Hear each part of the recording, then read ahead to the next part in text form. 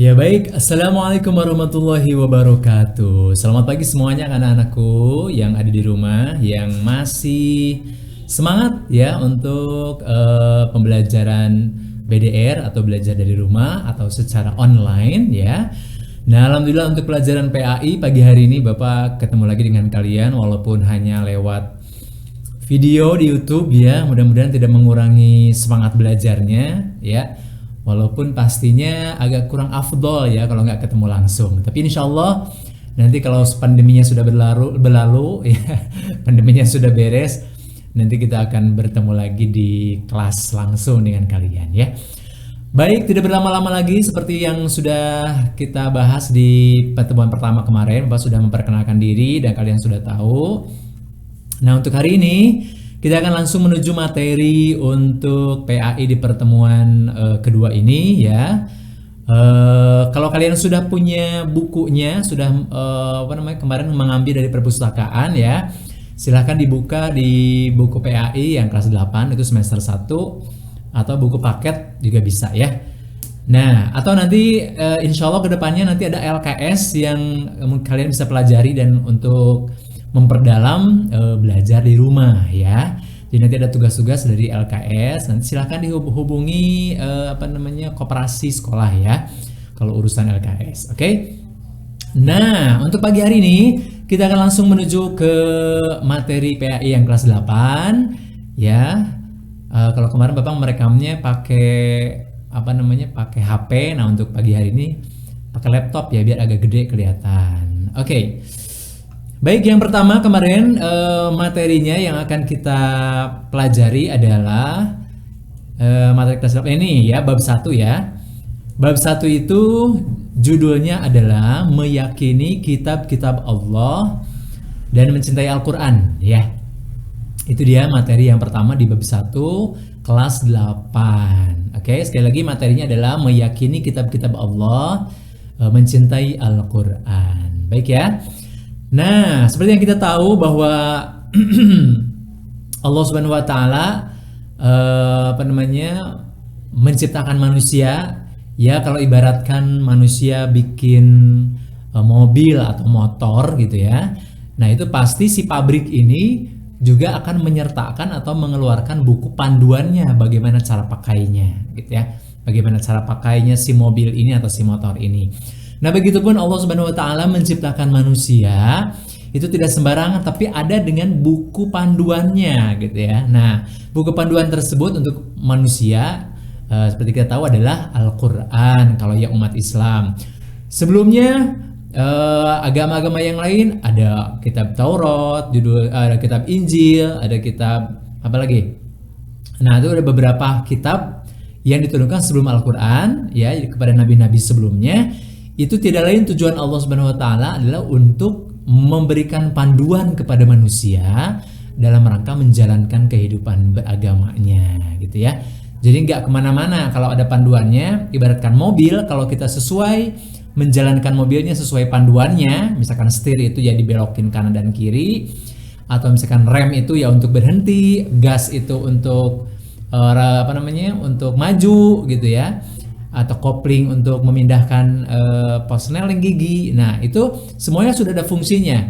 Jadi kalau gas dipakai untuk sembarangan, nanti mungkin aja mobilnya akan nabrak gitu ya. Nah, begitupun dengan Al-Qur'an atau dengan kitab-kitab yang lain diturunkan oleh Allah Subhanahu wa taala untuk memandu manusia supaya jalan yang kita jalani dalam kehidupan ini adalah jalan Allah Subhanahu wa taala, jalan yang lurus sesuai dengan tuntunan Al-Quran ya.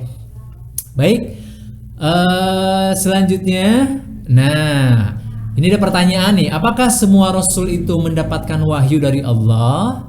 Ya, tentu saja jawabannya semua Rasul itu mendapatkan wahyu dari Allah Subhanahu wa taala. Tapi ada dua, ada yang hanya menjadi nabi saja gitu ya.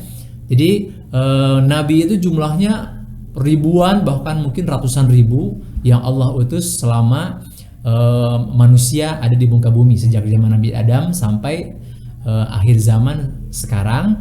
Itu mungkin ada ribuan nabi, tetapi kita tidak mengetahuinya nabi-nabi tersebut karena memang Allah mengutus nabi-nabi tersebut kadang hanya untuk panduan kehidupan untuk dirinya saja dan keluarganya saja, dan tidak untuk disebarkan kepada umatnya gitu ya.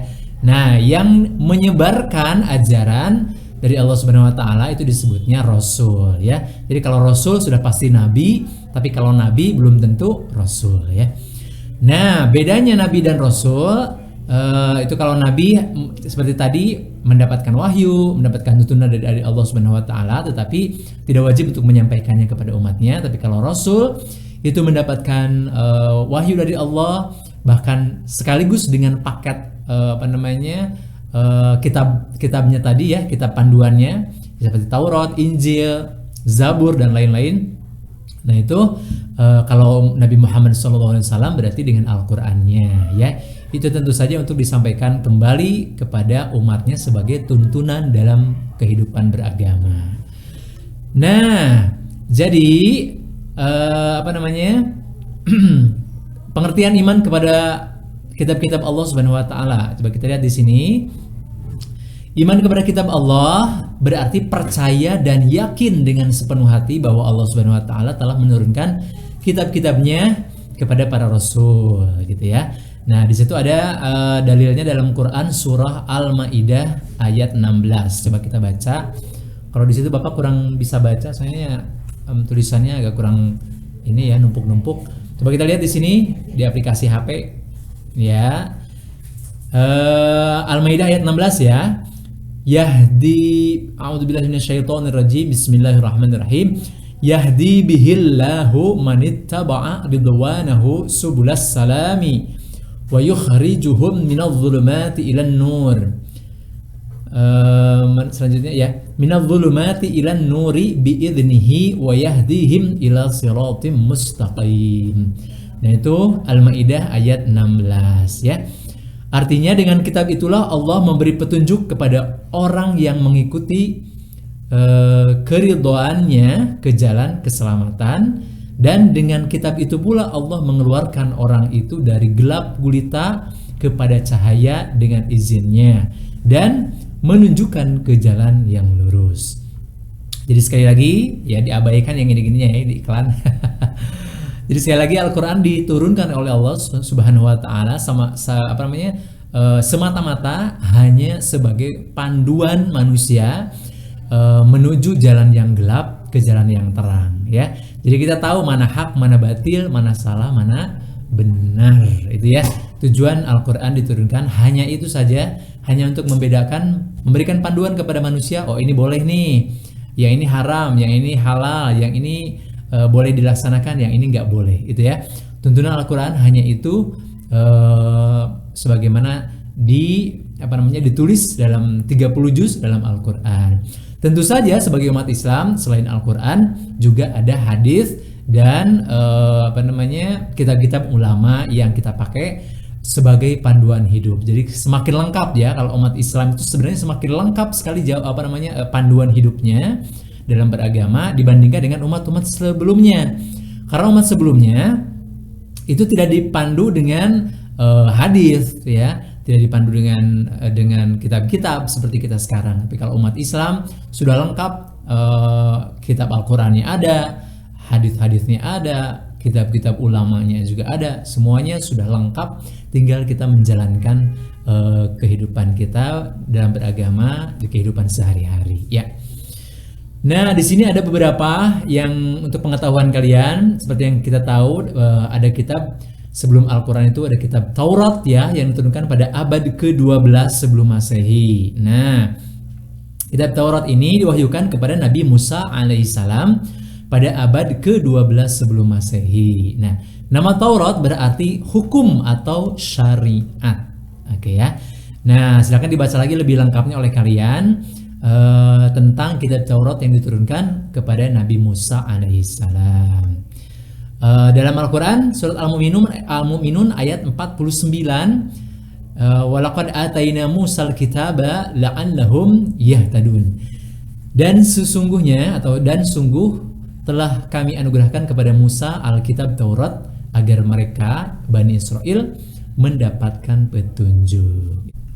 Ya, coba kita lihat ada ajaran apa saja yang diajarkan dalam kitab Taurat oleh Nabi Musa kepada Bani Israel ya, atau kaum Yahudi. Nah, ini ada 10 pokok ajaran saja yang dijalankan atau diperintahkan oleh Allah untuk Bani Israel atau untuk Nabi Musa menyampaikan kepada mereka.